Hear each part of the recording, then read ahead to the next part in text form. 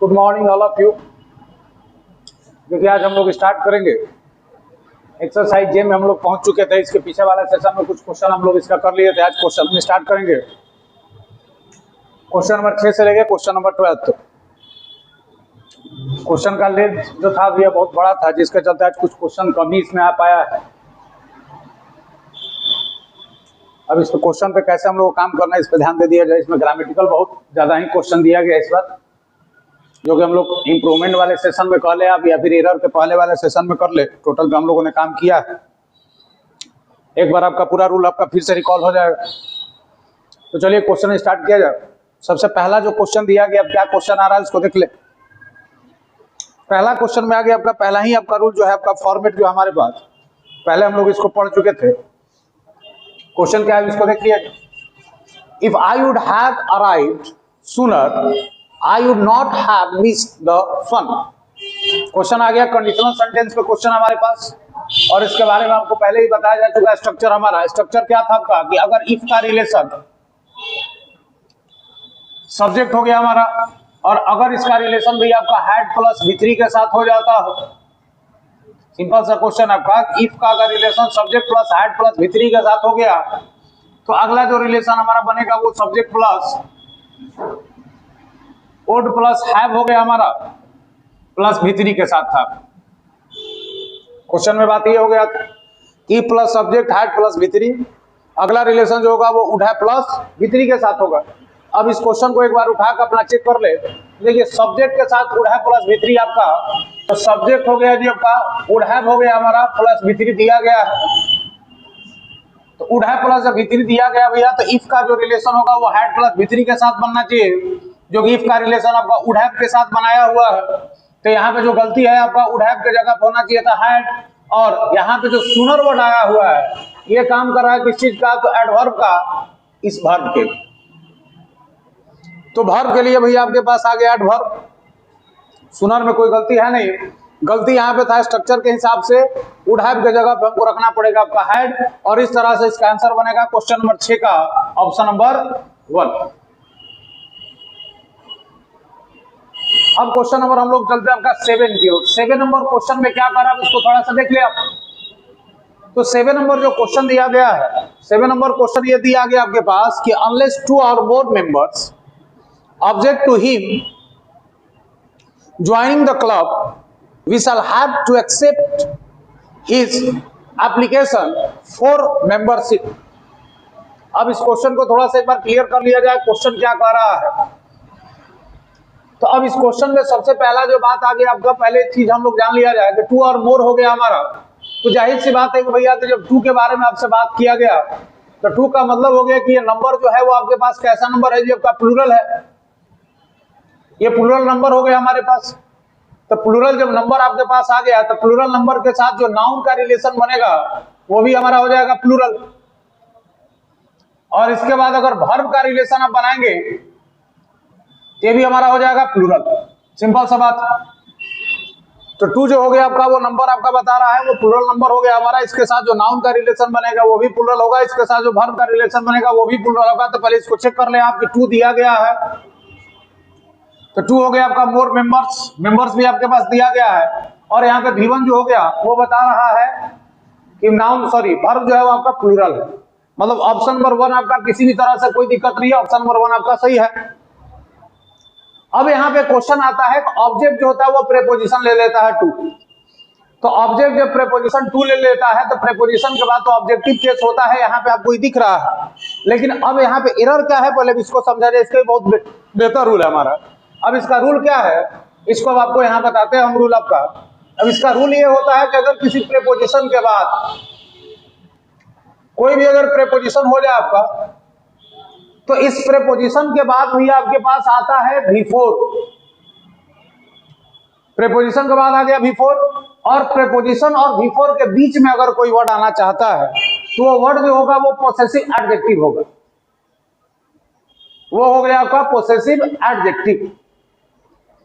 Preposition के बाद V4 हमेशा होगा, ये तो कंफर्म है। और प्रेपोजिशन और V4 के बीच में अगर कोई वर्ड आप लाते हैं तो वर्ड जो होगा वो हमारा पॉजेसिव हो जाएगा, एडजेक्टिव।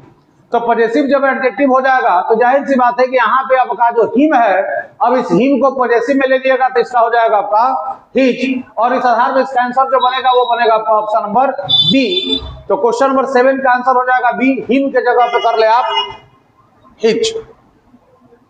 आगे के बारे में अगर हम लोग थोड़ा सा देख ले तो शैल हैव दिया गया जी आपका टू एक्सेप्ट, तो ये भी आपको रूल हमने पढ़ाया कि रूल क्या था जी आपका, अगर मान लीजिए किसी सेंटेंस में हैव हो गया, हैज हो गया, हैड हो गया, या फिर अगर पहले आप शैल हैव हो जाए, या हो गया आपका विल हैव, और इसके बाद अगर 2 + V1 दिया गया हो, तो इस रिलेशन का मतलब होता है कि वो काम आपको किसी भी हाल में करना, मतलब वहां ऑब्लिगेशन का बात होता है कि मुझे स्कूल जाना पड़ता है, अगर आपको इच्छा हो चाहे इच्छा ना हो तो भी भैया आपको किसी हाल में स्कूल जाना है। तो यहाँ पे बात जो स्ट्रक्चर आता है हैव हैज हैड हो गया, शैल विल हैव 2 + V1, इस स्ट्रक्चर से पता चलता है कि भैया आप काम करना चाहे चाहे ना चाहे आपको वो काम करना पड़ेगा। तो उस अवस्था में बात आ गई आपका, तो शैल हैव के साथ 2 + V1 दिया गया है तो ये बता रहा फ्यूचर, और यहाँ पे जो V1 है वो बता रहा आपका प्रेजेंट, तो प्रेजेंट का रिलेशन फ्यूचर से होता ही है, तो इसके मतलब यहाँ पे कोई एरर नहीं था, एरर था भैया आपका हिम के जगह पे हिज कर। 7 हमारा हो गया क्लियर। अब हम लोग क्वेश्चन में चलेंगे भैया आपका 8 नंबर की। 8 नंबर क्वेश्चन क्या कर रहा है इसको देख लिया जाए।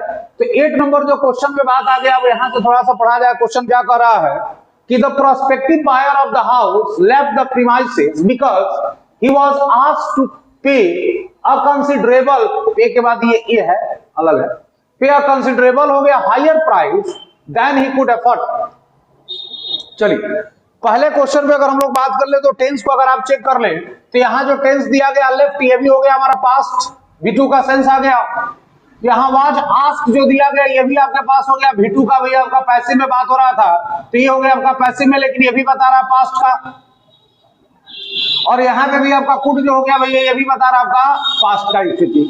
तो तीनों का तीनों स्थिति में भैया टेंस जो है वो पास्ट में है, मतलब टेंस में कोई समस्या नहीं है। आप समस्या क्या है अब इसको देखा जाए तो सबसे पहला क्वेश्चन अब आ जाता है आपका क्वेश्चन नंबर 8 में। सबसे पहली बात आ गया कि ऑफ के साथ जब रिलेशन हो गया भैया तो ये हो गया आपका नाउन, और बायर भी हो गया जी आपका नाउन, बाई का हो गया आपका नाउन बना दिया ER लगा के, बायर हो गया हमारा।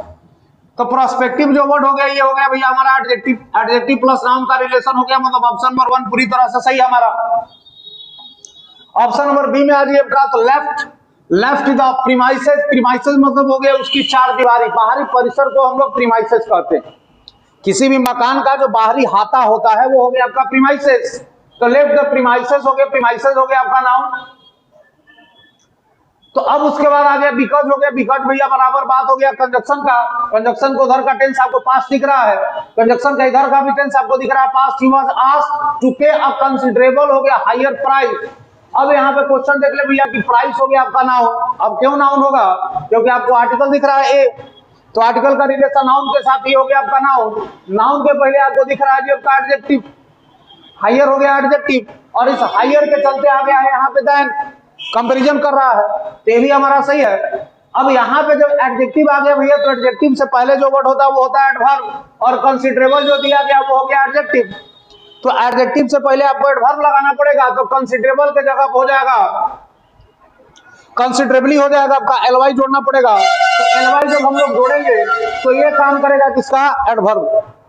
तो एलवाई जब हमने जोड़ा तो भैया ये बन गया आपका एडवर्ब। तो कंसिडरेबल के जगह पे आपको रखना पड़ेगा कंसिडरेबली, और रिलेशन ये होता है कि आर्टिकल हो गया आपके पास, आर्टिकल का रिलेशन हो गया भैया नाउन के साथ। अगर नाउन के साथ भैया अगर कोई रिलेशन होता है तो उसके पहले एडजेक्टिव होता है, और अगर नाउन के साथ अगर एडजेक्टिव भी आ गया तो एडजेक्टिव के पहले भैया आपको रखना पड़ेगा एडवर्ब। और इसी रिलेशन के हिसाब से हो गया कि आर्टिकल, फिर एडवर्ब, फिर एडजेक्टिव, और उसके बाद हो गया आपका नाउन। तो इस आधार पर इसका आंसर बनेगा सी नंबर, और सी में गलती यह है कि कंसिडरेबल के जगह पे आप कर ले कंसिडरेबली। चलिए क्वेश्चन हमारा हो गया क्लियर। क्वेश्चन नंबर 8 के बाद अब हम लोग चलते हैं क्वेश्चन नंबर 9 की ओर। अब 9 नंबर क्वेश्चन क्या करा उसको देख ले आप। तो क्वेश्चन नंबर 9 पे जब हम लोग बात करना स्टार्ट किए तो सबसे पहला बात आ गया कि you are being quite cynical. Cynical का मतलब होता है कि ऐसा आदमी जो दूसरे में हमेशा दोष देखता है। डाउट होता है उसको हमेशा किसी ना किसी चीज को लेकर, भैया ये कभी सेटिस्फाई नहीं होते हैं। Cynical person is that types of the person who is never satisfied, मतलब जिसको आप कभी सेटिस्फाई कर ही नहीं सकते हैं, ऐसे पर्सन को हम लोग सिनिकल कहते हैं। और ये ऐसे पर्सन होते हैं जो हमेशा दूसरे में गलतियां ही देखते हैं, दूसरे में किसी ना किसी तरह का आपका निगेटिव ही देखेंगे, ऐसे पर्सन को हम लोग सिनिकल कहते हैं। चलिए क्वेश्चन हो गया word clear. When you say that the reasons why we have such a large turnout is because we are serving refreshment. Question को स्टार्ट कर लिया जाए। तो क्वेश्चन में सबसे पहला बात आ गया भैया आपका क्वेश्चन नंबर 9 में जब हम लोग पढ़ना स्टार्ट किया तो इसमें 2-3 स्ट्रक्चर आता है। पहला स्ट्रक्चर अब आ गया आपका बीइंग। तो बीइंग जो वर्ड हो गया भैया इसका रिलेशन हो गया आपका सिनिकल हो गया हमारे पास। उसके पहले दे दिया गया आपका क्वाइट। तो यहाँ पे जो वर्ड हो गया आपका सिनिकल हमारा पर्सन हो गया, मतलब ये एडजेक्टिव फॉर्म पे वर्क हो रहा है। और यहाँ पे बात हो गया तो भैया ये हो गया आपका एडवर्ब। तो बीइंग का रिलेशन एडजेक्टिव और एडजेक्टिव के पहले हो गया आपका एडवर्ब। बीइंग के बारे में हमने बात किया था, तो बीइंग का रिलेशन हो गया आपका एडजेक्टिव से, बीइंग का रिलेशन हो गया आपका तो एडजेक्टिव प्लस एडवर्ब से भी हो जाएगा आपका, सॉरी एडवर्ब हो गया आपका प्लस हो गया हमारा एडजेक्टिव से भी हो जाएगा, और बीइंग का रिलेशन नाउन से भी होता है, और बीइंग का रिलेशन वर्ब के थ्री से भी होता है। तो यहाँ पे तो ऑप्शन नंबर 1 आपका सही है। ऑप्शन बी में आते हैं तो व्हेन हो गया यू से, तो व्हेन यू से हो गया आपका टेंस को अगर आप चेक कर ले तो ये भी हो गया प्रेजेंट, और यहाँ आर जो दिया गया ये भी हो गया प्रेजेंट टेंस में कोई समस्या नहीं है। दैट द रीजन हो गया, रीजन के चलते आ गया वाई। वी हैव भी आपके पास हो गया प्रेजेंट, यहाँ पे भी कोई दिक्कत नहीं। अब बात आ गया सच के बारे में। तो सच के बारे में हमने पहले पढ़ा हुआ है कि सच का जो रिलेशन होता है भैया वो होता है किसके साथ, नाउन के साथ। और अगर सच का रिलेशन नाउन के साथ बन जाए, सिंगुलर काउंटेबल होगा तो ए और एन लगेगा, नहीं होगा तो नहीं लगेगा। तो उसके बाद अगर बात कर ले तो भैया एडजेक्टिव प्लस नाउन हो जाएगा इसके साथ। तो सच लार्ज हो गया टर्न आउट हो गया आपका नाउन, लार्ज हो गया हमारा एडजेक्टिव, ये भी आपका मामला सही हमारा। अब हम लोग क्वेश्चन आते हैं इज हो गया बिकॉज। तो अब यहाँ पे बात आ गया भैया कि रीजन जो वर्ड हो गया आपका वाई। तो रीजन जो वर्ड हो गया तो रीजन के साथ हमने बताया आपको कि बिकॉज का इस्तेमाल ना करें, रीजन के साथ बिकॉज नहीं होगा जी आपका, तब इसके जगह पे क्या होगा तो आप दैट का इस्तेमाल कर ले। तो अब यहाँ पे क्वेश्चन आ गया जो रीजन के चलते यहाँ हो जाएगा बिकॉज के जगह पे दैट, और इस आधार पर इसका आंसर बना ले। ऑप्शन नंबर हो गया सी। क्वेश्चन नंबर 9 का आंसर हो गया हमारा सी नंबर। बहुत सारे आज हमने क्वेश्चन पे आपका पूरा डिटेल के साथ वर्कआउट किया। अब हम लोग क्वेश्चन पे चलेंगे 10 के बारे में बात कर ले। तो 10 नंबर क्वेश्चन पढ़ ले। We can't hardly believe that the situation is so serious that as to justify such हो गया precautions as you have taken। चलिए अब यहाँ पे क्वेश्चन पे क्या बात हो रहा है देख लिया। तो सबसे पहला क्वेश्चन के बारे में यहाँ से बात आ गई, फिर सच का देख ले। सच के बाद भैया जो नाउन दिया गया है ये प्रिकॉशंस हो गया आपका, नाउन प्लूरल है इसलिए ए और एन नहीं लगा हुआ। पहले हमने बात किया था कि अगर ए और एन जब काउंटेबल में सिंगुलर होगा तो ए और एन लगेगा, अगर प्लूरल हो जाएगा तो नहीं लगेगा। तो क्वेश्चन आ गया कि सच के साथ नाउन का रिलेशन है, मतलब ऑप्शन नंबर सी में तो दिक्कत है नहीं। अब क्वेश्चन को थोड़ा सा शुरू से आ जाइए। तो शुरू वाले सेशन में जब हमने देखा तो क्वेश्चन में पहले ही पढ़ाया गया कि हार्डली जो वर्ड होता चाहे वर्ड हो गया स्कार्सली, इस वर्ड का जो रिलेशन होता भैया वो नो और नॉट से नहीं होता, कि खुद अपने आप में निगेटिव है। तो जब ये खुद अपने आप में निगेटिव है तो इसका रिलेशन कभी आप नो और नॉट के साथ ना बनाए। तो यहाँ पे पहले ही क्वेश्चन दिया गया कि जब हार्डली है तो भैया कांट नहीं होगा, और अगर कांट होगा तो हार्डली नहीं होगा। तो अगर आप यहाँ से नॉट हटाएंगे तो हार्डली को रखिए, और अगर नॉट रखना चाहते हैं तो हार्डली को हटा दे। कोई आप एक सिस्टम का बनाएंगे तो यहाँ पे हमने कैनॉट को रखा है तो हार्डली को हटा दिया। तो वी कांट बिलीव या वी कैन हार्डली बिलीव होगा फिर। तो ऑप्शन नंबर यहाँ पे हो जाएगा आपका 1, हार्डली को आप हटा दें।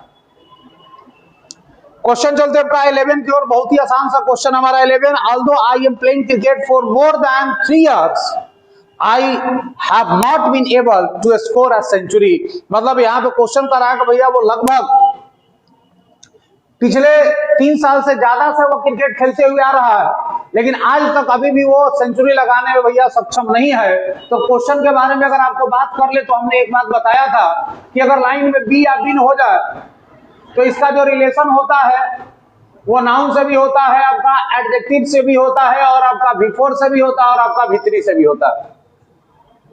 तो सबसे पहले हम आपको एक बात बता दें कि यहाँ पे देखिए आई हैव के बाद नॉट बीन, बीन के बाद एबल है, तो एबल हो गया भैया आपका एडजेक्टिव। तो एडजेक्टिव को रखने के लिए आपका हैव के बाद लग गया है बीन, बीन के बाद एडजेक्टिव होता है, एक वर्ब बाद दूसरा वर्ब आ गया 2 + V1, मतलब ऑप्शन नंबर सी आपका पूरा सही है, हमारा ऑप्शन सी में कोई दिक्कत नहीं है।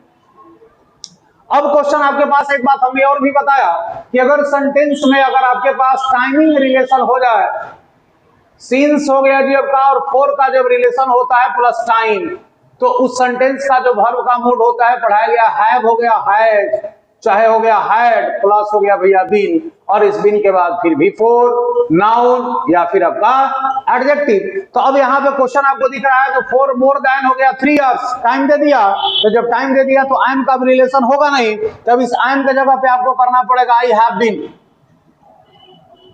आई हैव बीन प्लेइंग हो गया क्रिकेट, आई एम के जगह पे हैव बीन का इस्तेमाल कर ले, और 11 का आंसर बनेगा ऑप्शन नंबर 1। लास्ट क्वेश्चन हम लोग चलते हैं क्वेश्चन नंबर 12 की ओर। If I have to make a choice between Aryan, Amit and Abhishek, I think I will select Aryan because of his commanding personality. अब यहाँ पे क्वेश्चन आ गया भैया आपका, सबसे पहले बात कर ले कि बिकॉज ऑफ जो वर्ड हो गया ये हो गया प्रीपोजिशन, तो बिकॉज ऑफ जब हो गया प्रीपोजिशन, तो प्रीपोजिशन का रिलेशन होता है नाउन के साथ, पर्सनालिटी दे दिया नाउन, नाउन के पहले कमांडिंग जो हो गया वो हो गया हमारा एडजेक्टिव, तो प्रीपोजिशन का रिलेशन नाउन से होता है, नाउन के पहले एडजेक्टिव होता है, तो यहाँ पे तो हमको कोई दिक्कत दिख नहीं रहा है।